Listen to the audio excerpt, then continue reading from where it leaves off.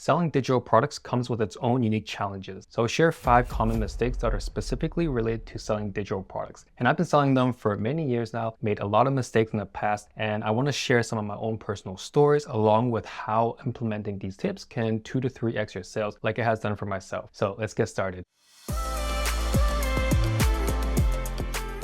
Number 1, insufficient product descriptions. Having a detailed instructions is very important selling digital products because compared to a physical product where you can really showcase it in the product photos, right? You can't do that with digital products. So you need to make it clear about the instructions of what you're selling, the step-by-step process. And if you don't make it clear enough, some other sellers will have a better descriptions, better instructions, and most likely the buyers will go for them instead of yours. So make sure you audit your listings. Am I providing every information there is? I'm providing the right sizing, the right formatting, right? Having all that in there is very important. So make sure to take a look at your own listings. So just a quick story, back in the day when I was selling printable wall art, I provided a lot of different file sizes like square format, landscape, horizontal, right? Everything was included in the purchase, but I didn't include that in my descriptions. I didn't include that in my images and my mockups. So the buyers didn't know I actually offered these sizes. So a lot of them actually went to other competitors. A lot of them would ask me and I was like, hey, I have it clear, but why don't you understand it? It's because I did not make it fully clear in everywhere, right? In the descriptions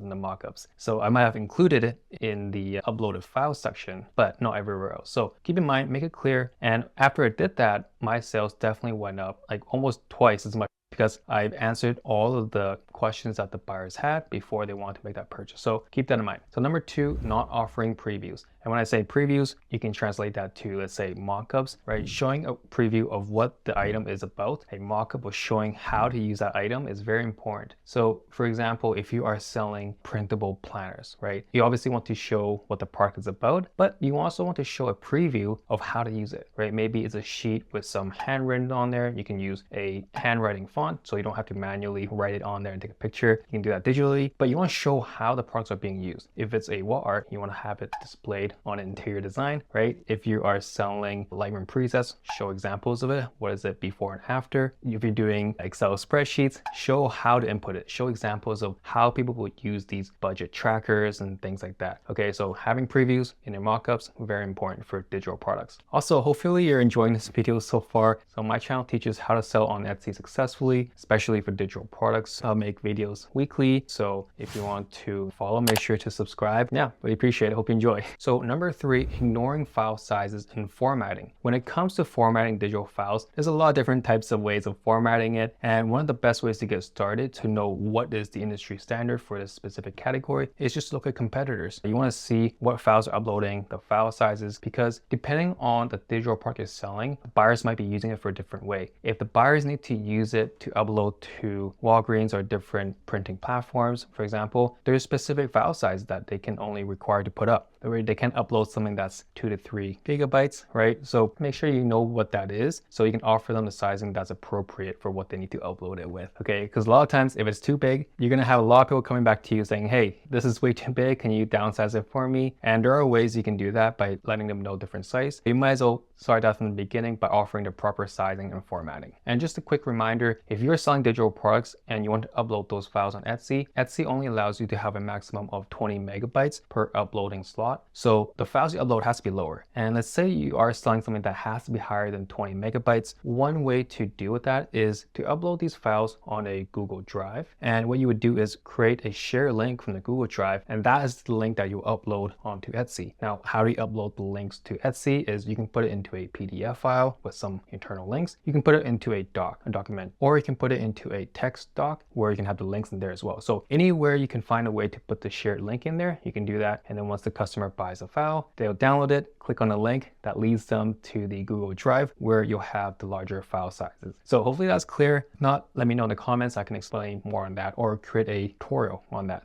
So number 4 is inadequate customer support. So when it comes to customer support, is especially important for digital products because a lot of times it's more of a technical skill. People need to understand how to download it, how to access it if they're using it for Canva templates, or they're using it for resume templates. You need to educate them step by step on how to use the files itself. And a lot of times people will include instructions in the actual uploaded files, so they get the digital file, but also instructions, whether you're doing it through text, through slides, through video, you can use Loom, right? Any other stuff, you want to make sure it's clear. And the better you can do it through visuals or text or videos, the higher chances of them leaving better reviews. Etsy sees it, helps with the algorithm, your products get ranked higher. It's all around win if you're able to really make it clear and give it instructions. Do that through customer service, that helps as well. So I like to tie all that into that category and make it clear. And another way you can do that is having one of the product images as a step-by-step of what happens throughout the whole journey from the buyer. Step 1, right, you purchase it. Step 2, you download it. You can say instant download, they can download it. And third one, right, gives you the instructions step-by-step of what happens past the purchasing side of things. So reassures the customer that they know what happens after the purchasing and that they're not just stuck being alone, trying to figure out themselves. They will know that you're gonna be there step-by-step along the way. Number 5, failing to differentiate yourself. When it comes to digital products, a lot of times, a lot of people will be selling something similar. And with the help of AI, everyone will be doing a lot of things that are similar. So you need to find a way to create an edge, right? Create something unique or offering bonus things. And if your products are very similar to everyone else's and you're just starting out, whereas your competitors are more established, that's gonna make the buyers rather go with the more established ones if you're selling something exactly the same, right? So a lot of times when I talk about researching, you want to research your competitors, but definitely don't copy them because you need to find a way to create an edge, create something better. So a couple of things that you can do. Number 1 is instead of creating multiple listings, having single products, you can create bundles, create more value within each of the products. So each of the listings that you have will become a bigger powerhouse, have more authority, right? Has a lot more value to it, maybe even for the same price as what other competitors are doing. And it just makes it way more attractive for the buyers to go for yours, even though if your shop is newer, your products are newer, but you're creating more value. Another way is adding bonuses, right? So for example, if you are selling social media templates, right? That's a huge one to get into. Maybe you want to, in one of the slides, say, hey, I'm gonna offer some bonus logo design, some bonus logo template, right? This is something that's totally unrelated. Well, not unrelated, it's related to the category, related to social media and things like that, because they probably need a logo, but it's a bonus. When a buyer sees that, it's like, whoa, perfect. I didn't think I needed this. I might need it, but it's a bonus, it's a free thing. There's perception of added value, which really helps compared to other competitors offering the same thing without any added value, without any added bonus perks. Okay, so something to think about, see ways on how you can bring more value into your listings, differentiate yourself compared to competitors if everyone's doing something similar in the digital space. And another one to differentiate yourself is something I talk a lot about is branding, right? How do you create a very cohesive, aesthetically pleasing looking brand,